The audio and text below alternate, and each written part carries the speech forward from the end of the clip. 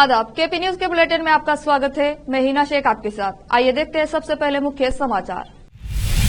सोमवार 6 नवंबर को चिड़गुप्पा तालुका के गांव में हुमनाबाद क्षेत्र के विधायक डॉक्टर सिद्धू पाटिल का मनाया गया जन्मदिन। विद्यार्थियों को पुस्तकें और पेन किए गए वितरित। कर्नाटक विधानसभा के पूर्व स्पीकर दरादाहल्ली बायरगौड़ा चंद्रगौड़ा का हुआ निधन। कर्नाटक के मुख्यमंत्री सिद्धरामैया ने उड़ाई विपक्ष की नींद, कहा बीजेपी जेडीएस के विधायक कांग्रेस में शामिल होने को है बेताब। प्रधानमंत्री नरेंद्र मोदी आज हैदराबाद में बीसी आत्मगौरव सभा को करेंगे संबोधित। पिछड़ा वर्ग वोट पर रहेगी नजर। महाराष्ट्र में प्रदूषण से हाल बेहाल, सुबह शाम बाहर घूमने से बचने की सलाह, सरकार ने जारी की एडवाइजरी। कांग्रेस के एक नेता ने प्रियंका गांधी को भेंट किया बिना फूलों वाला गुलदस्ता, हंसने लगी प्रियंका गांधी।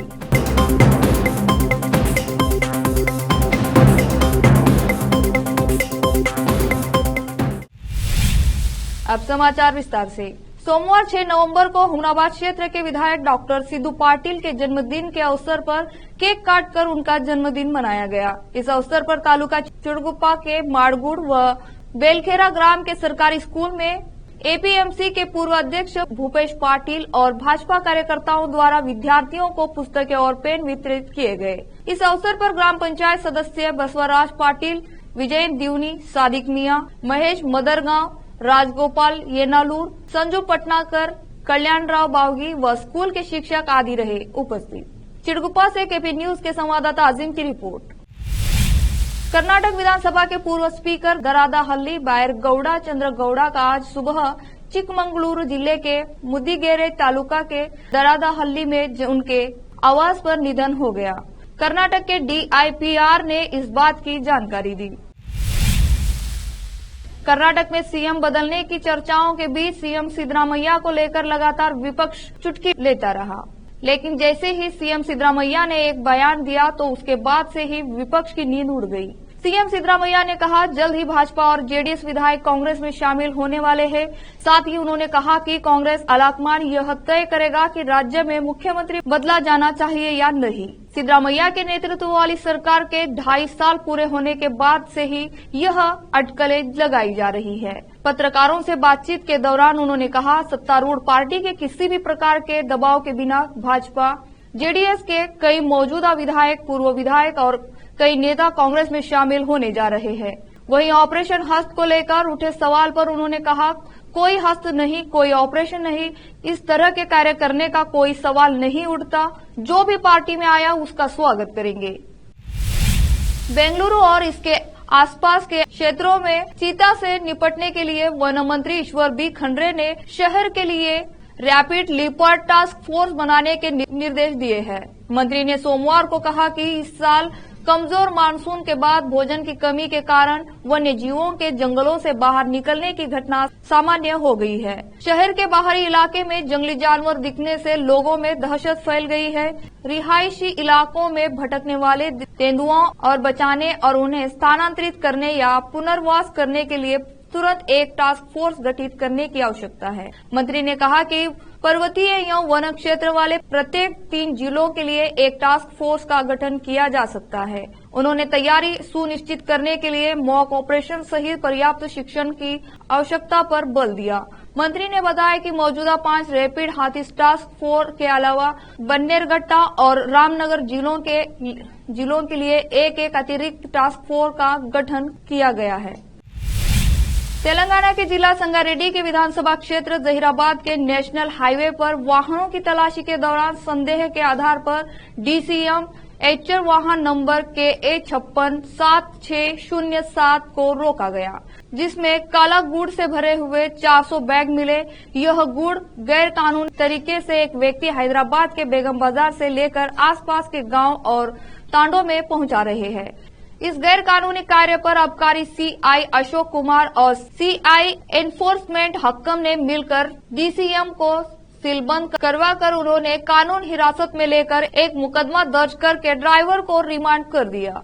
और सीआई अशोक कुमार ने बताया कि चुनाव के पेश नजर यह तलाशी की जा रही है और अब तक गैर कानूनी तरीके के काम करने वाले 101 व्यक्तियों पर केस दर्ज किए गए हैं और 18 व्यक्तियों को हिरासत में लिया गया है और 2 वाहनों को सीलबंद कर दिया गया है। इसके साथ ही 448 लीटर शराब, 19,767 लीटर सेंधी, 44,019 गुड़ का शीरा, 12,000 काला गुड़, 10 किलो फिटकरी को सरहदी इलाके से लाने और ले जाने को नाकाम बनाते हुए कुल 84,40,178 माली सामग्री जब्त कर लिए हैं। आबकारी सीआई ने लोगों से अपील की कि ऐसे गैर कानूनी कार्य के संबंध में हमें सूचित करें। जहीराबाद से कैमरामैन नियातुल्लाह के साथ रिजवान की रिपोर्ट। इलेक्शन कोड आने के बाद हम लोग 101 केस करें, 18 लोगों को अरेस्ट करें और 2 व्हीकल्स सीज करें और शराब IML इंडियन मेड लिकर इधर का है और बाहर से आने का, गोवा से आने का लिकर को सब मिला के 450 लीटर सीज करें और सेंधी 20,000 तकरीबन करीब 20,000 लीटर सीज करें और गुड़ का क्या बोलते जी, गुड़ का शीरा 20,000, गुड़ का शीरा 4,000 लीटर्स और 90 लीटर्स ऑफ शराब, देशी शराब सीज करें और गुड़ 12,000 किलो सीज करें और पिटकरी 10 किलो सीज करें। जुमला मिला के 101 केस हुआ। उसका वैल्यू है 85,50,000 रुपीस। इतना हम लोग जहीराबाद स्टेशन से सीज करें और कोई भी ये इन्फॉर्मेशन है तो हमको बताएंगे तो हम लोग बेल्ट शॉपों के ऊपर और कर्नाटका और महाराष्ट्र से आने का शराब को भी पकड़ते और आप लोगों का मदद हमारे को चाहिए। हमारे साथ मिलके रहिए प्लीज़। अब लेते हैं छोटा सा ब्रेक।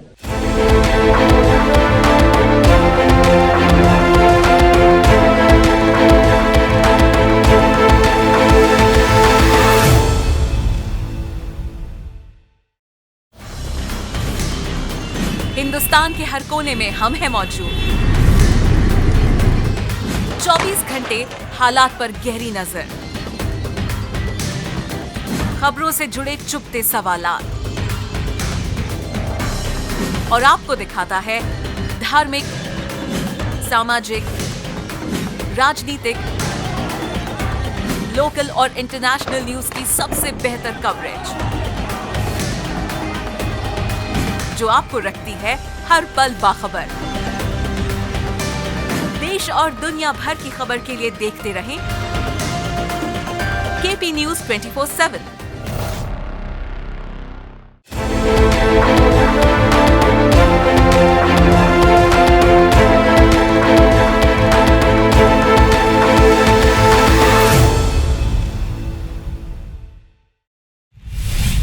ब्रेक के बाद आपका स्वागत है। तेलंगाना में चुनाव प्रचार तेज हो गया है और सभी प्रमुख राजनीतिक दल अपना अभियान तेज कर रहे हैं। सभी प्रमुख दलों के शीर्ष नेता और स्टार प्रचारक अपनी पार्टी के उम्मीदवारों के समर्थन में राज्य में अगले कुछ दिनों तक कतार में रहेंगे। प्रधानमंत्री नरेंद्र मोदी आज हैदराबाद के एलबी स्टेडियम में आयोजित होने वाले पिछड़े वर्गों के स्वाभिमान की बैठक BC आत्मा गौरव सभा को संबोधित करेंगे। प्रधानमंत्री का सिकंदराबाद के परेड मैदान में होने वाली एक अन्य बैठक में भी भाग लेने का कार्यक्रम है।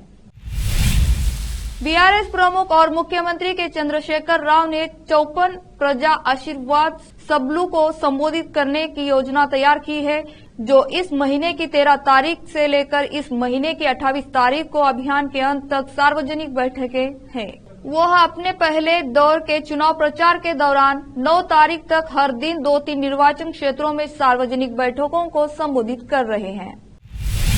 तेलंगाना विधानसभा चुनाव के लिए कांग्रेस ने सोमवार को 16 उम्मीदवारों की तीसरी सूची जारी की। खास बात यह है कि कांग्रेस प्रदेश अध्यक्ष रेवंत रेड्डी को पार्टी ने 2 सीटों पर चुनाव लड़ने का फैसला किया है। रेवंत रेड्डी अब कामारेड्डी सीट से तेलंगाना के मुख्यमंत्री के चंद्रशेखर राव KCR को चुनौती देंगे। इसके अलावा रेवंत रेड्डी कोंडगल विधानसभा सीट से भी चुनाव लड़ रहे हैं। वर्तमान में वह मल्काजगिरी संसदीय क्षेत्र से सांसद भी है। तीसरी सूची में कांग्रेस ने पहले घोषित 2 सीटों पर उम्मीदवार बदल दिए हैं।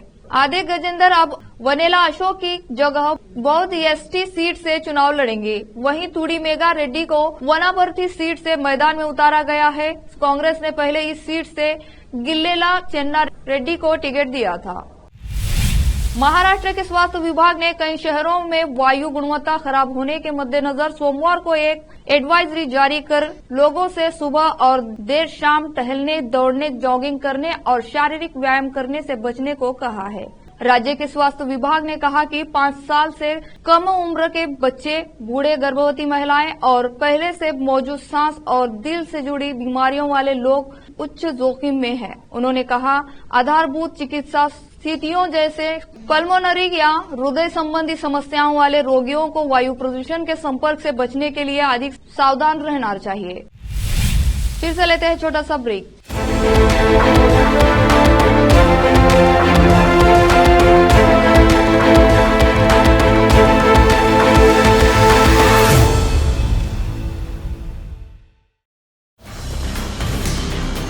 हिंदुस्तान के हर कोने में हम हैं मौजूद। 24 घंटे हालात पर गहरी नजर, खबरों से जुड़े चुपते सवालात और आपको दिखाता है धार्मिक, सामाजिक, राजनीतिक, लोकल और इंटरनेशनल न्यूज की सबसे बेहतर कवरेज, जो आपको रखती है हर पल बाखबर। देश और दुनिया भर की खबर के लिए देखते रहें केपी न्यूज 24/7।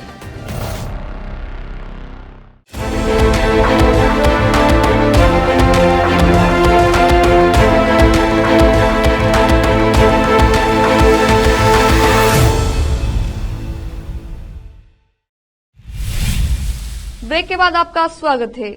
मध्य प्रदेश विधानसभा चुनाव जैसे जैसे पास आ रहे हैं, सभी दल चुनाव प्रचार में जुट गए हैं। कांग्रेस नेता प्रियंका गांधी वाड्रा इंदौर में आज चुनाव प्रचार के लिए पहुंची। इस दौरान कांग्रेस के एक नेता ने उनको गुलदस्ता भेंट किया, लेकिन उसमें फूल ही नहीं थे। ये देखकर प्रियंका गांधी वाड्रा अपनी हंसी नहीं रोक सकी। चुनाव प्रचार की व्यवस्था के बीच यह हंसी भरा पल कैमरे में कैद हो गया।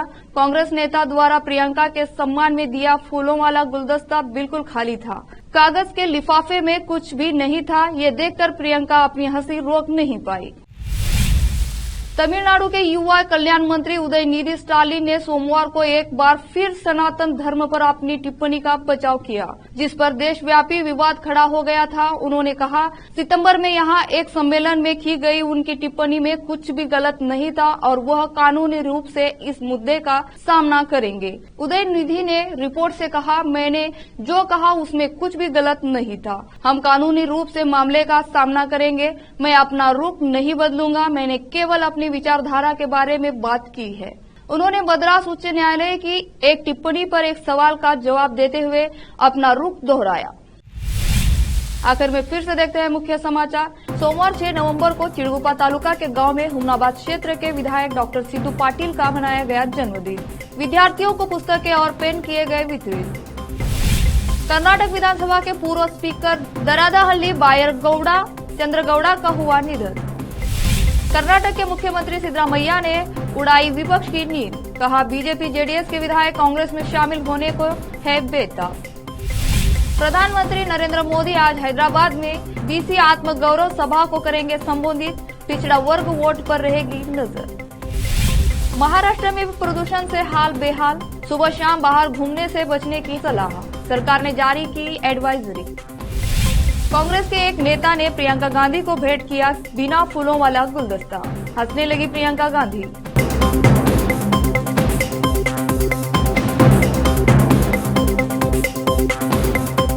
केपी न्यूज के बुलेटिन में आज इतना ही। देश और प्रदेश के समाचारों के लिए जुड़े रहे आपके अपने चैनल केपी न्यूज 24/7 से। धन्यवाद।